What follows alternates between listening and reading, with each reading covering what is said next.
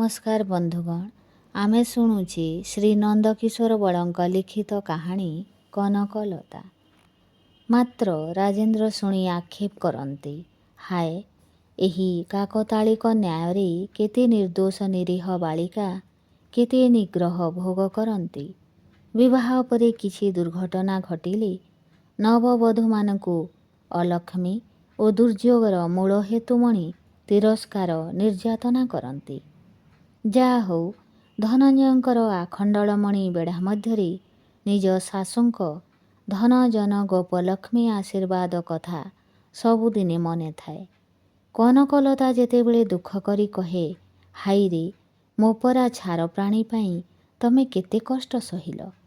धनंजय केबे सस्नेह चुंबन, केबे किंचित केश आकर्षण, केबे गंडदेशरे अंगुली स्पर्शादि पूर्वक कहती, जाओ हे सेतेबेले तो खंडे चिठी गोटे खबर किंबा किछि टिके संकेत पठाइल नाही। एतेबेले से कथा कहिले कौन हेब। कनक, मु स्त्री लोक, मु फेर कौन करती। धनंजय, काहींकि गोटाए हंस, खंडे मेघ, गोटाए पारा किंबा कौनसी दूत पाइल नाही। कनक, हाय रे कलिकाल, ओलटा कथा किए कहिब। मेघको परा यक्ष पठाइथिला। धनंजय, साधारण कथा तो साधारण, ओलटा कथा तो अति स्नेहर लक्षण। एहीपरि रंगहास्ୟରେ काल अति चंचल बीतीगला। विवाह परे धनंजय चाकरी उपलक्षरे विदेश गले। से दूररू देखि चाकरीर हाकिमीरे मुग्ध होइथिले। एबे चाकरी रूप दिल्ली का लडू निजे चाखी ताहार प्रकृत स्वाद जानिले। से दोदुल्य मानचित्त हेले। कनकलतार जुक्ति तांकु साहाय्य कला। धनंजय ओकिलातीरे आयर अनिश्चयता और चाकरीर पराधीनता भावी इतस्ततः करुथिले। कनक कहिला, कौनसी कार्य बा जीविका संपूर्ण निर्दोष बा पूर्ण दोषयुक्त नुहे। ओकिलातीर अस्थिरता परमुखापेक्षिता साक्ष्य प्रस्तुत करिबा रूप प्रलोभनादि परि चाकरीर पराधीनता स्थान परिवर्तन प्रभृति असुविधा और विविध प्रलोभन मध्य अछि। संपूर्ण निर्दोष केही नुहे, परंतु आईन व्यवसाय द्वारा विपन्नर सहायता, स्वदेशर उन्नति, एक स्थान रे रहिबा सुविधाजनित काय मनर स्थिरता और शांति लोभनीय अटे। धनंजयंकर धनर एकांत अभाव नाही, तेणु चाकरीर प्रयोजनीयता अल्प। धनंजयंकर दोदुल्य मानचित्त एही बुद्धिमती बालिकार स्थिर निश्चित उपदेश द्वारा सुमीमांसित होइगला। धनंजय विस्मित हेले।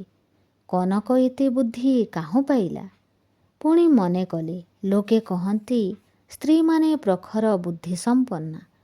पुणी कनक तो हरिचंदन पद्मावतींक कन्या, राजेंद्रंक भगिनी।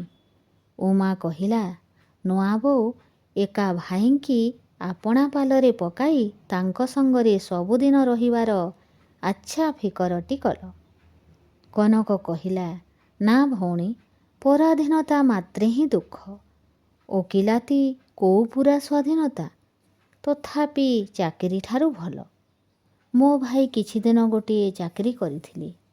दिन राति चिंता परिवर्तनर असुविधा विषय घेनी सबुबेले आक्षेप करिवार मु शुणिछि। धनंजय किछि दिन ग्रामरे रही पुरी गले। कनकलताकु से सामयिक विच्छेद बड़ बाधे। परिवार संगरे नेबार पाइकरा बड़ विरोधी हेबे। ता पुणी एते चंचल किपरि हेब। पुणी अन्नपूर्णांक शाशु मनरे तहिंरु अधिक कष्ट हेब। से संगरे गले शशुरंकर कष्ट हेब, कारण तांक अंटा बिंधा रोगरे शाशु सहाय। तेणु परिवार सुख सुविधा निमित्त कनक निजर सुख सुविधा को विसर्जन कला। कनकलता आसीबा दिनरु ए घरर केते कथा बदली गलानी।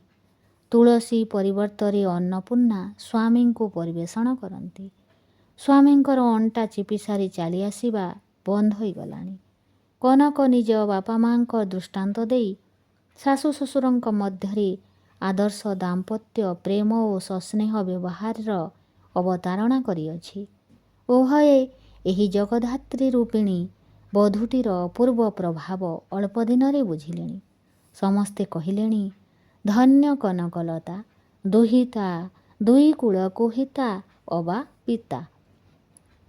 ପାଇକରାଙ୍କର ଏ ବିଷୟକ ପତ୍ର ପାଇ ହରିଚନ୍ଦନ ଓ ପଦ୍ମାବତୀ ଉଭୟେ କୃତକୃତ୍ୟ ଓ ପରମାନନ୍ଦିତ ହେଲେ। ଉମାର ବାଳବୈଧବ୍ୟ କନକର କୋମଳ ପ୍ରାଣରେ ଶୈଳବିଦ୍ଧ କଲା ପରି ହୋଇଅଛି। କ'ଣ କଲେ ଉମା ନିଜର ଦୁଃଖ ପାସୋରି ପାରିବ? କନକ ତାହାର ଅଶେଷ ବିଧ ଯତ୍ନ କରିଅଛି। ଏପରିକି ଉମା ପାଇଁ ସେ ନିଜେ ଭଲ ଭଲ ପୋଷାକ ବା ଅଳଙ୍କାର ପିନ୍ଧେ ନାହିଁ। ଭାଗବତ, ରାମାୟଣ, ମହାଭାରତ ଆଦି ସଦ୍ଗ୍ରନ୍ଥ ଦୁହେଁ ପଢ଼ନ୍ତି। ନାନା ସାଧୁବାଣୀ ସିଲେଇ କରି ଫ୍ରେମରେ ବନ୍ଧାଇ ଟଙ୍ଗାଇ ଦେଇଛନ୍ତି।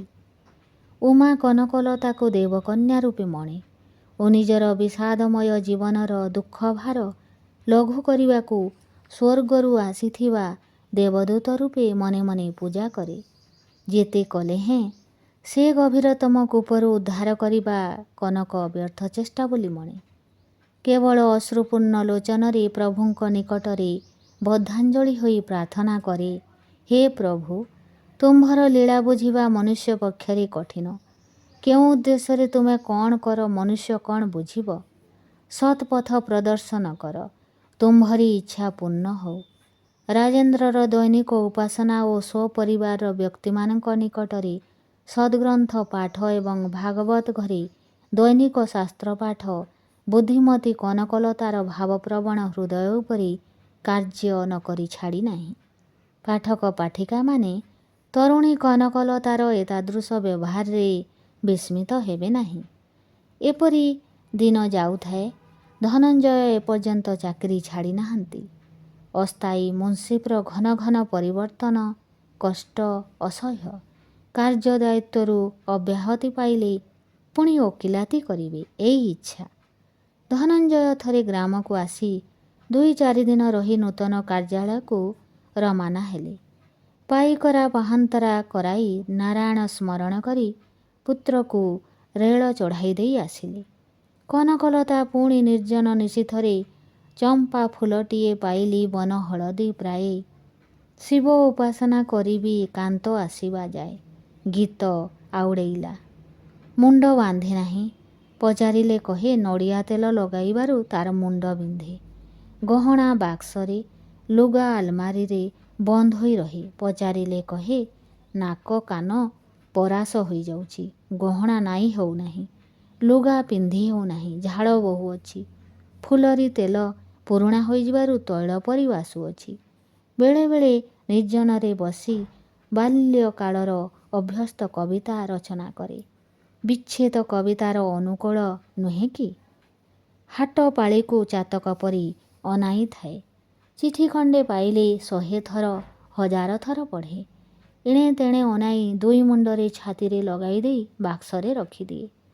ହନୁମାନ ବାହିତ ରତ୍ନମୁଦି ଓ ସୀତାଙ୍କଠାରୁ ଆଣିଥିବା ମଥାମଣି କଥା ତାର ମନେ ପଡ଼େ।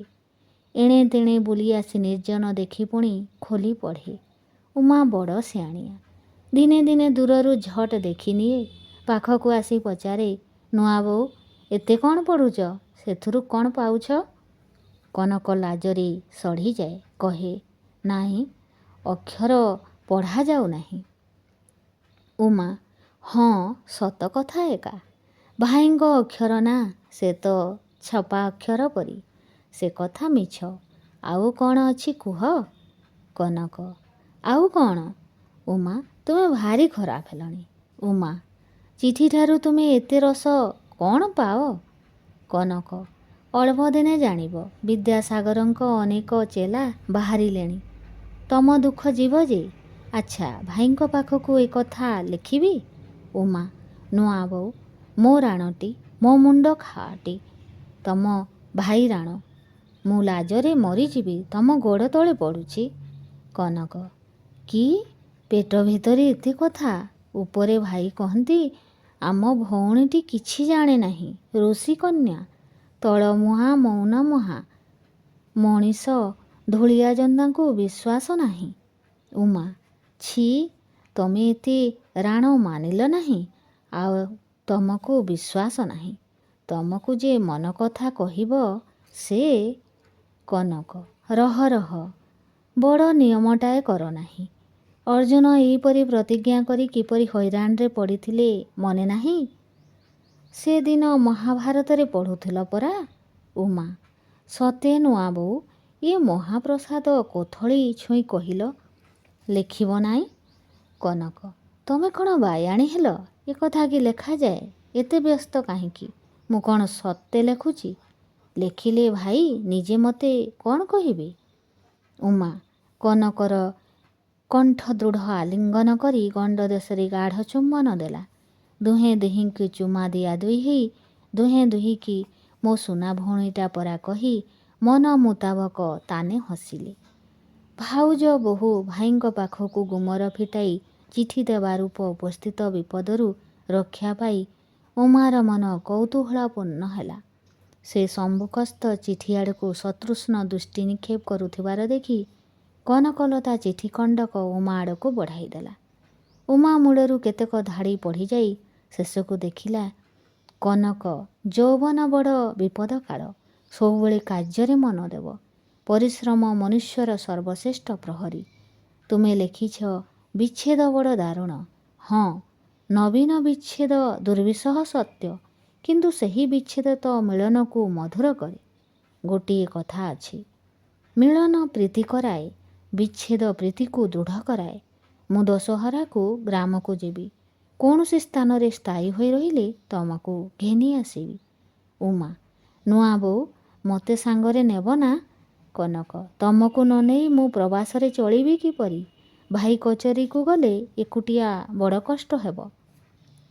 ଉମା, ତମର ତ ଅବସର ମେଣ୍ଟାଇବା ପାଇଁ ମୁଁ ଦରକାର। ମୋ ଭଉଣୀ, କିଛି ଆଶ୍ରୟ ନାହିଁ। ମୁଁ ଆଉ କାହା ପାଖ କାହା ମୁହଁ ଚାହିଁ ରହିବି? ତମେ ଆସି ଖତକୁଡ଼ରେ ପଦ୍ମ ଫୁଟିଛ। ମୋ ପକ୍ଷରେ ତୁମେ ଏ ଘରେ ଶ୍ମଶାନ ତୁଳସୀ ପରି। କନକ ଚିରହାସ୍ୟମୟୀ ଉମାର ସବୁ କଥାରେ ଉତ୍ତର ଦିଏ। ଉମା ଯେତେବେଳେ ଗମ୍ଭୀର ହୋଇ ତାହାର ଛିନ୍ନ ମୃଣାଳ ଦଗ୍ଧ ପଦ୍ମବନ, ରାମହୀନ ଅଯୋଧ୍ୟା, କୃଷ୍ଣଶୂନ୍ୟ ଗୋପପୁର ସଦୃଶ ସ୍ୱୀୟ ଜୀବନ ଆଲୋଚନା କରେ, କନକ ବଡ଼ ଭୟ କରେ ଏବଂ ତାକୁ ଅନ୍ୟ କଥାରେ ଭୁଲାଏ ଏବଂ ସ୍ୱରଚିତ ବିବିଧ କବିତା ଶୁଣାଇ ତାକୁ ଅନ୍ୟମନସ୍କ କରାଏ। କନକ ଉମାର ଉଜ୍ଜାଗ୍ରତ ଦୁଃଖବହ୍ନିକୁ ନିର୍ବାପନ କରିବା ଉଦ୍ଦେଶ୍ୟରେ ଅନ୍ୟ କୌଣସି କଥା କହି ପତ୍ରର ଏକ ଅଂଶ ପ୍ରତି ତାର ଦୃଷ୍ଟି ଆକର୍ଷଣ କରି କହିଲା, ଉମା, ତମ ଭାଇ ଲେଖିଛନ୍ତି ପରିଶ୍ରମ ମନୁଷ୍ୟର ସର୍ବଶ୍ରେଷ୍ଠ ପ୍ରହରୀ। ଏହା କ'ଣ ସତ୍ୟ? ଉମା କନକର ବୁଦ୍ଧିକୁ ଶତବାର ପ୍ରଶଂସା କରି ନିଜ ଜୀବନରେ ଏହି ଆପ୍ତ ବାକ୍ୟର ପ୍ରୟୋଜନୀୟତା ଉପଲବ୍ଧି କରି କହିଲା, ସତେ ନୂଆ ବୋଉ, ଭାଇ ଠିକ୍ ସତ କଥା ଲେଖିଛନ୍ତି। ସୀତା ବନବାସ ବେଳେ କାର୍ଯ୍ୟରେ ମନ ଦେଇ ବନବାସ କଷ୍ଟ ଭୁଲିଥିଲେ। କନକ, ଆଣ ତ ଭଉଣୀ ସୀତା ବନବାସ ବୋଲିବା। ଉମା ସୀତା ବନବାସ ଆଣି ପଢ଼ିଲା। ଘନ ବର୍ଷା ଋତୁ ସାନ୍ଦ୍ର ତରୁ ଗିରିବନ, ତୁହାଇ ତୁହାଇ ବାରି ବରଷଇ ଘନ, ପଡ଼େ ପଲ୍ଲବରେ ନୀର ଟପ ଟପ ବନେ, ଆନ୍ଦୋଳିତ ତରୁଲତା ଚଞ୍ଚଳ ପବନେ, ନିସ୍ତବ୍ଧ ନିଶୀଥେ ସର୍ବେ ଘୋର ନିଦ୍ରାଗତ, ଏକାକନି ରାମ ନାରୀ ଥାନ୍ତି ଜାଗ୍ରତ। ଉମା, ନୂଆ ବୋଉ, ପଲ୍ଲବ ଅର୍ଥ କ'ଣ? କନକ, ଏଠାରେ କଖାରୁ ପତ୍ର। ଉମା, ଠିକ୍ କହିଲ ଭଉଣୀ। ଆଚ୍ଛା, ନିଛାଟିଆ ରାତିରେ କଙ୍କିଶିଆଳି ବୋବାଇଲେ ମନ ଉଦାସ ହୁଏ, ସେ କଥା ବାଲ୍ମୀକି ଛାଡ଼ିଗଲେ କାହିଁକି? କନକଲତାର ବିବାହ ପରେ ରାଜେନ୍ଦ୍ର ଥରେ ତା ଶାଶୁଘରକୁ ଯାଇଥିଲେ। ଦେଶ ପ୍ରଚଳିତ ବିଧି ଅନୁସାରେ ଧନଞ୍ଜୟଙ୍କ ଭଉଣୀ ଉମା ରାଜେନ୍ଦ୍ରଙ୍କୁ ଉତ୍ତ୍ୟକ୍ତ କରିବାକୁ ଯତ୍ନବତୀ ହେଲେ, ଯେପରି ପାନଖିଲରେ ଲଙ୍କା ମରିଚ ମଞ୍ଜି ଦେବା। ଖାଇବା ବେଳେ ଶାଗ ଭାଜି ସାଙ୍ଗରେ ଟିକେ କଞ୍ଚା ଶାଗ ମଳିଦେବା। ପଇଡ଼ ଉପରେ ଲହୁଣୀ ଘଷି ତାକୁ ପିଛେଳ କରିବା। ଗୋଟିଏ ଛୁଞ୍ଚିପତ୍ର ଉପରେ ଖଣ୍ଡେ ସରୁ କନା ମଡ଼ାଇ ଦେବା। ରାଜେନ୍ଦ୍ର ଯିବା ରାସ୍ତାରେ ପାଚିଲା କଦଳୀ ଚୋପା ପକାଇ ଦେବା ଇତ୍ୟାଦି। ଏତେ ଷଡ଼ଯନ୍ତ୍ରରୁ କନକଲତା ଭାଇକୁ ଏବେ କେତେ ରକ୍ଷା କରିବ? ଯଥାସାଧ୍ୟ ଯତ୍ନ କରି ମଧ୍ୟ ରାଜେନ୍ଦ୍ର ବାବୁଙ୍କୁ ଉମାର ଷଡ଼ଯନ୍ତ୍ରରୁ ରକ୍ଷା କରିପାରିନଥିଲା। ଯେତେବେଳେ ରାଜେନ୍ଦ୍ର ବାବୁ ଛୁଞ୍ଚିପତ୍ର ବୋଲି କନା ଚବାଇଲେ ବା କଞ୍ଚା ସଜନା ଶାଗ ଖାଇ ଥୁ ଥୁ କରୁଥିଲେ, ଗବାକ୍ଷ ରନ୍ଧ୍ରରୁ ପୁରନ୍ଧ୍ରୀମାନଙ୍କର ଗହଣାର ଝଣଝଣ ଶବ୍ଦ ଓ ରୁଦ୍ଧ ହାସ୍ୟର ରୋଳ ଶୁଣାଯାଉଥିଲା ଏବଂ ରାଜେନ୍ଦ୍ର ବାବୁଙ୍କ ମୁହଁ ଶୁଖି ଯାଉଥିଲା। ଓହୋ, କି ଘୋର ଆଦିମ ବର୍ବରତା! କିନ୍ତୁ ରାଜେନ୍ଦ୍ର ଆଉ ପୂର୍ବ ରାଜେନ୍ଦ୍ର ନଥିଲେ। କୁମାରୀ କାମାକ୍ଷା ଦେଶରେ ଯେପରି ମନୁଷ୍ୟ ମେଣ୍ଢା ପାଲଟିଯାଏ, ଏଠାକୁ ଆସି ସେହିପରି ଉମାର ଅନିନ୍ଦ୍ୟ ସୁନ୍ଦର ସୁଗୋଲ ସୌଷ୍ଠବାନ୍ୱିତ ବପୁ ଦେଖି ଆତ୍ମବିକ୍ରୟ କରିସାରିଥିଲେ। ହରିଚନ୍ଦନଙ୍କ ସନ୍ନିର୍ବନ୍ଧ ଆଗ୍ରହାତିଶଯ୍ୟେ, ଜନନୀଙ୍କ ସାଶ୍ରୁ ନୟନ, ଶତପଥୀଙ୍କ ପୌରାଣିକ ଉପାଖ୍ୟାନ, ଭାଉଜମାନଙ୍କ ଉପହାସ ବାକ୍ୟବାଣ ଯାହା କରିପାରିନଥିଲା, 2 ଦିନରେ ଏହି ପରିହାସ